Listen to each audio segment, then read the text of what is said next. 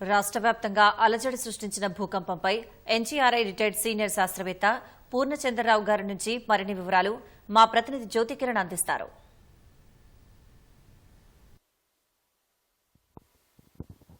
రెండు తెలుగు రాష్ట్రాల్లో భూ ప్రకంపనలు సంభవించడంతో ప్రజలు భయాందోళనలకు గురయ్యారు. ఇళ్ల నుంచి కూడా పరుగులు తీసి అసలు భూ ప్రకంపనలు ఎందుకు సంభవించాయని తెలుసుకునేందుకు ఎన్జీఆర్ఐ సీనియర్ సైంటిస్ట్ పూర్ణచంద్రరావు గారు మనతో ఉన్నారు. వారిని అడిగి మరి తెలుసుకున్నాం. నమస్తే సార్. ఈరోజు తెల్లవారుజామున 7:30 మధ్యలో చూసుకున్నట్లయితే రెండు తెలుగు రాష్ట్రాల్లోనూ భూ ప్రకంపనలు సంభవించాయి. ఏకకాలంలో ఈ ప్రకంపనలు సంభవించడానికి కారణాలు ఏంటి? దీని తీవ్రత ఏ మేరకు నమోదైందంటారు? సో ఈ ఉదయం జరిగినటువంటి భూకంపం కొంచెం మ్యాగ్నిట్యూడ్ కొంచెం ఎక్కువగానే ఉంది, అంటే 5+ మ్యాగ్నిట్యూడ్.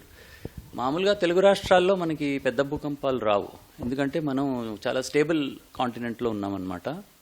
అంటే కంపారిటివ్లీ ఇప్పుడు హిమాలయాస్ అటువైపు మనం చూస్తే కనుక 7-8 మ్యాగ్నిట్యూడ్ కూడా వస్తుంటాయి అన్నమాట. అయితే తెలుగు రాష్ట్రాల్లో కూడా కంప్లీట్లీ సేఫ్ అంటానికి లేదు. కొన్ని ప్రాంతాలు ఉన్నాయి, అక్కడ గతంలో కూడా భూకంపాలు సంభవించినాయి. ఫర్ ఎగ్జాంపుల్ ఇప్పుడు ఈ గోదావరి రివర్ బెల్ట్ అంటాము.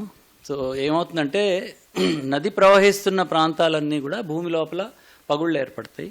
అండ్ ఈ పగుళ్ళు అప్పుడప్పుడు వీటి సర్దుబాటు వల్ల భూకంపాలు వస్తాయి. కాబట్టి గతంలో మనం ఈ భద్రాచలం, వరంగల్, ఖమ్మం ఈ ఏరియాస్లో భూకంపాలు వచ్చినాయి గతంలో. అండ్ లార్జెస్ట్ ఎర్త్క్వేక్ మనం ఇప్పటి వరకు చూసింది భద్రాచలంలో 1969, ది మ్యాగ్నిట్యూడ్ 5.7, అంటే దీనికన్నా పెద్దదే అన్నమాట.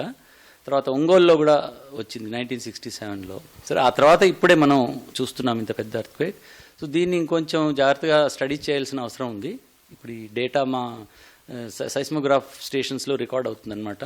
అండ్ ఆ రికార్డ్స్ని స్టడీ చేస్తే ఇంకా దీని గురించి వివరంగా మనకి అర్థమవుతుంది. అయితే ప్రస్తుతానికి నేను చెప్పగలిగింది ఏంటంటే ఈ Godavari river, all along the Godavari river మనకి యాక్టివ్ ఫాల్ట్స్ ఉన్నాయి. అండ్ ఇంతకుముందు చిన్న చిన్న భూకంపాలు సంభవించినాయి, ఇది వాటిని మనం పెద్దగా పట్టించుకోలేదు. కానీ ఈరోజు అంటే ఇంత పెద్ద భూకంపం వచ్చిందని చెప్పి మనం దీని గురించి చూస్తున్నాము. సో మెయిన్ భూకంపం ఇప్పుడు అయిపోయింది కాబట్టి మనం భయపడాల్సిన అవసరం లేదు. దీని తర్వాత కొన్ని చిన్న చిన్న భూకంపాలు రావచ్చు ఇదే ప్రాంతంలో, ఎందుకంటే వీటిని మనం ఆఫ్టర్ షాక్స్ అంటాం. ఆఫ్టర్ షాక్ అంటే ఏంటంటే పెద్ద భూకంపం జరిగినప్పుడు అది సర్దుబాట్ల కోసం ఇంకా కొన్నాళ్ళ పాటు మనకి చిన్న చిన్న భూకంపాలు వస్తాయి. సో దానివల్ల పెద్దగా ప్రమాదం ఏమీ ఉండదు. అలాగే 5 మ్యాగ్నిట్యూడ్ వల్ల పెద్దగా డ్యామేజ్ కూడా అవ్వదని అనుకుంటున్నాను. నాకు ఇంకా డ్యామేజ్ రిపోర్ట్ ఏమీ రాలేదు. కానీ జనరలీ 5 మ్యాగ్నిట్యూడ్కి ఎక్కువ పెద్దగా డ్యామేజ్ ఉండదు. సో బేసిక్గా నేను చెప్పదలుచుకుంది ఏంటంటే ప్రజలకి అంత భయపడాల్సిన అవసరం లేదు ప్రస్తుతానికి. ఇంకేమైనా ఫర్దర్గా ఎర్త్క్వేక్స్ వస్తున్నాయేమో మా సైంటిస్టులు రికార్డ్ చేస్తున్నారు, స్టడీ కూడా చేస్తుంటారు దాన్ని. సో ప్రస్తుతానికి భయపడాల్సిన అవసరం లేదు. అంటే గోదావరి ప్రాంతంలోనే మనకు సంభవిస్తే అంటున్నారు కదా.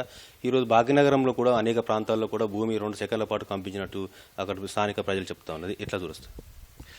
అంటే బేసిక్గా భూకంపం ఒక చోట సంభవిస్తుంది, దాని తరంగాలు అవి అన్ని దిక్కుల్లోకి ప్రయాణించి వేరే ప్రాంతాల్లో కూడా మీకు ప్రకంపనల్ని కలగజేస్తాయి. అంతేగాని హైదరాబాద్లో భూకంపం వచ్చినట్టు కాదు. సో బేసిక్గా భూకంపం వచ్చిన లొకేషన్ ఒకటే ఉంటుందన్నమాట. సో బేసిక్గా హైదరాబాద్ ఈజ్ సేఫెస్ట్ జోన్. మొత్తం కంట్రీలో కనుక మనం చూస్తే కొన్ని జోన్స్ ఉన్నాయి, అక్కడ మీకు అతిపెద్ద భూకంపాలు వచ్చే అవకాశం ఉండదు. సో బేసిక్గా హైదరాబాద్కి అంత ముప్పు లేదు. సో ఈవెన్ ఇప్పుడు గోదావరి ప్రాంతంలో ఉన్న జిల్లాల్లో కూడా మరీ చాలా పెద్ద భూకంపాలు వచ్చే అవకాశం కనపట్లేదు. అంటే హిమాలయాస్లో వచ్చినట్టుగా లేదా మన టర్కీలో చూసాం మనం భూకంపం, ఆ విధంగా మనకి తెలుగు రాష్ట్రాల్లో వచ్చే అవకాశం లేదు. ఎందుకంటే దీన్ని స్టేబుల్ జోన్ అంటాము. కాకపోతే మీకు ఎక్కడైనా నదులు ప్రవహించే ప్రాంతాల్లో కొన్ని పగుళ్ళు ఖచ్చితంగా ఉంటాయి. వాటి వల్ల అప్పుడప్పుడు ఇలాంటి భూకంపాలు వస్తూ ఉంటాయి. కానీ దానికి అంత భయపడాల్సిన అవసరం లేదు. భూ ప్రకంపనలకు వాతావరణంలో చోటు చేసుకున్న మార్పులే అనుకోవచ్చు అంటారా? అలా ఉండదండి. అంటే చిన్న చిన్న భూకంపాలు ఏవైతే క్లోజ్ టు సర్ఫేస్ భూకంపాలు ఏవైతే వస్తాయో వాటికి వర్షపాతానికి సంబంధం ఉంటుంది. కొన్ని స్టడీస్ దీని మీద స్టడీస్ అయినాయి. కానీ పెద్ద భూకంపాలు they happen only due to plate tectonics అంటారు. అంటే ఇప్పుడు ఈ ఖండాలు ఏవైతే ఉన్నాయి పెద్ద పెద్దవి, ఇవి ఢీకొన్నప్పుడు మనకి అతిపెద్ద భూకంపాలు వస్తాయి అన్నమాట. సో అటువంటిది మనకి పరిస్థితి ఇక్కడ లేదు. తెలుగు రాష్ట్రాల్లో అటువంటి ప్లేట్ సంబంధించిన ప్లేట్ బౌండరీ ఏమీ లేదు ఇక్కడ. మనకి ప్లేట్ బౌండరీస్ అంటే హిమాలయాలు, తర్వాత నార్త్ ఈస్ట్ ఇండియా, అండమాన్ ఈ ప్రాంతాలు, లేదా గుజరాత్, భుజ్, కచ్ ఏరియా, ఇవి ప్లేట్ బౌండరీస్కి దగ్గరలో ఉన్నాయి. అక్కడ ప్లేట్లు ఢీకొనడం వల్ల అతిపెద్ద భూకంపాలు వస్తాయి. వేరేస్ తెలుగు రాష్ట్రాలు దే ఆర్ స్టేబుల్ కాంటినెంట్లో ఉన్నాయన్నమాట. సో ఇక్కడ వచ్చే భూకంపాలు జనరల్గా చిన్నవే ఉంటాయి. ఇన్ఫ్యాక్ట్ ఇప్పటి వరకు మనం తెలుగు రాష్ట్రాల్లో 5.7 మ్యాగ్నిట్యూడ్ కన్నా ఎక్కువ చూడలేదు. అది కూడా 1969లో వచ్చింది. సో ఇప్పుడు నెక్స్ట్ ఫ్యూ డేస్ ప్రజలు భయపడాల్సిన అవసరం లేదు. కానీ చిన్న చిన్న భూకంపాలు వస్తాయి ఖచ్చితంగా. అవి మనం ఫీల్ అవ్వకపోవచ్చు. కాకపోతే మా సైస్మోగ్రాఫ్ రికార్డ్స్లో అవి అంటే ఇవి రికార్డ్ అవుతాయి. అంటే మేము వీటిని స్టడీ చేస్తూ ఉంటాము. కానీ ప్రజలు అంత భయపడాల్సిన అవసరం లేదు. నాకు తెలిసి దీనివల్ల డ్యామేజ్ కూడా అంత ఎక్కువ అయి ఉండకపోవచ్చు. ఒకవేళ ఎక్కడైనా డ్యామేజ్ ఉంటే కనుక రిపోర్ట్ చేయడం బెటర్ అన్నమాట. సో నెక్స్ట్ ఫ్యూ డేస్లో ఒకవేళ ఎర్త్క్వేక్స్ వచ్చినా దయచేసి మీరు కంగారు పడద్దు. మీరు అంటే ఇల్లు వదిలేసి బయట రోడ్డు మీద నిలబడాల్సిన అవసరం అయితే లేదు. భూ ప్రకంపనలు ముఖ్యంగా చూసుకున్నట్లయితే రాత్రి సమయంలో కానీ తెల్లవారుజాములో కానీ సంభవిస్తుంటాయి. ఎందుకంటారు? అలా ఏమి ఉండదండి. అంటే భూకంపాలు ఈ టైంకే రావాలని అలా ఏం లేదు. అంటే అట్లీస్ట్ స్టడీస్ ఇంతవరకు జరిగిన స్టడీస్లో అటువంటి ప్యాటర్న్ ఖచ్చితంగా ఏమీ కనపడలేదు. అప్పుడప్పుడు అంటే ఫర్ ఎగ్జాంపుల్ సీజన్ బట్టి వర్షాకాలంలో మీకు కొన్ని చోట్ల మీ షాలో ఎర్త్క్వేక్స్ అంటే మనకు సర్ఫేస్కి దగ్గరగా ఉన్న ఎర్త్క్వేక్స్ కొంచెం ఎక్కువగా వస్తుంటాయి. ముఖ్యంగా రిజర్వాయర్స్, డ్యామ్స్ ఉన్న చోట అది జరుగుతుంది. కానీ మనం ఇప్పుడు మాట్లాడుతున్నది పెద్ద భూకంపాల గురించి. సో పెద్ద భూకంపాలు ఖచ్చితంగా ప్లేట్ల కదలిక వల్ల మాత్రమే వస్తాయి. వాటికి వాతావరణంతో లేదా వర్షపాతంతో సంబంధం లేదు. భూ ప్రకంపనలు సంభవించినప్పుడు ప్రజలు ఎలాంటి జాగ్రత్తలు తీసుకోవాలంటారు? ఫస్ట్ ఆఫ్ ఆల్ హైదరాబాద్ కానీ మన తెలుగు రాష్ట్రాలకు కానీ నేను చెప్పదలుచుకుంది ఏంటంటే, మనం మామూలుగా యాజ్ పర్ గైడ్ లైన్స్ మనం గనక ఇళ్ళు కట్టుకుంటే మనకి ఏమీ ఇబ్బంది ఉండదు. ఎందుకంటే మనది జోన్ 2 లేదా జోన్ 3 హజార్డ్ జోన్. ఇప్పుడు మన ఇండియాలో సైస్మిక్ హజార్డ్ జోన్స్ ఉన్నాయి, జోన్ 2, 3, 4, 5. సో మనం జోన్ 2లో లేదా జోన్ 3లో ఉంటాం. అండ్ గోదావరి వ్యాలీ దగ్గర కూడా నేను చెప్పినట్టుగా 5 మ్యాగ్నిట్యూడ్ 5+ కన్నా ఎక్కువ జనరల్గా రావు. సో మనం తీసుకోవాల్సిన ఫస్ట్ జాగ్రత్త ఏంటంటే మన బిల్డింగ్స్ కన్స్ట్రక్షన్ ఏదైతే ఉందో యాజ్ పర్ గైడ్ లైన్స్ కరెక్ట్గా ఉంటే చాలు. అది విల్ బీ సేఫ్. ఇప్పుడు అదే మనకి నార్త్లో ఇప్పుడు హిమాలయాస్ దగ్గర అయితే దాన్ని మామూలు కన్స్ట్రక్షన్ కూడా సరిపోదు. So we go for what is called earthquake resistant buildings అంటారు. సో అవి వాటిని కొంచెం స్పెషల్గా కన్స్ట్రక్ట్ చేస్తే కానీ అవి సేఫ్గా నిలబడవు. మనకి ఆ సిచ్యువేషన్ హైదరాబాద్లో కానీ తెలుగు రాష్ట్రాల్లో ఎక్కడా కూడా అంత భయపడాల్సింది లేదు.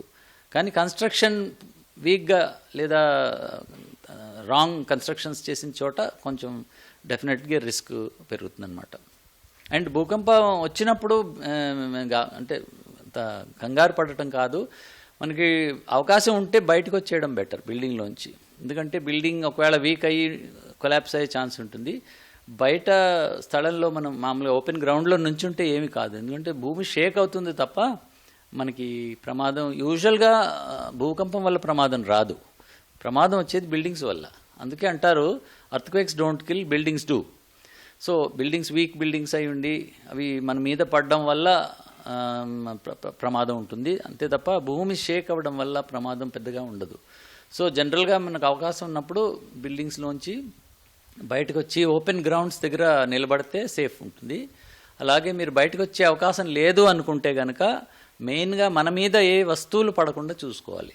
అంటే యూజువల్గా భూకంపం వచ్చినప్పుడు మనకి ఫర్ ఎగ్జాంపుల్ అల్మారాస్ మీద ఉన్న సూట్ కేసులు కానీ అలాంటి వస్తువులు ఏమైనా నెత్తి మీద పడడం వల్ల ప్రమాదం వస్తుంది. సో మీకు ఏమైనా టేబుల్ లాంటిది కానీ ఏదైనా ప్రొటెక్షన్ లాంటిది ఉంటే దాని కింద ఒక ఫ్యూ సెకండ్స్ దాని కింద కూర్చుంటే సరిపోతుంది. ధన్యవాదాలు సార్. ఇది పూర్ణచంద్రరావు గారు చెప్తుంది. ఈరోజు సంభవించినటువంటి ప్రకంపనలు పెద్దగా ఏం లేవని, దీంతో ప్రజలు ఎలాంటి ఇబ్బందులు భయాందోళనకు గురి కావద్దని కూడా చెప్తా ఉన్నారు. కెమెరా పర్సన్ సూర్యతో జ్యోతి కిరణ్, ఈటీవీ న్యూస్, హైదరాబాద్.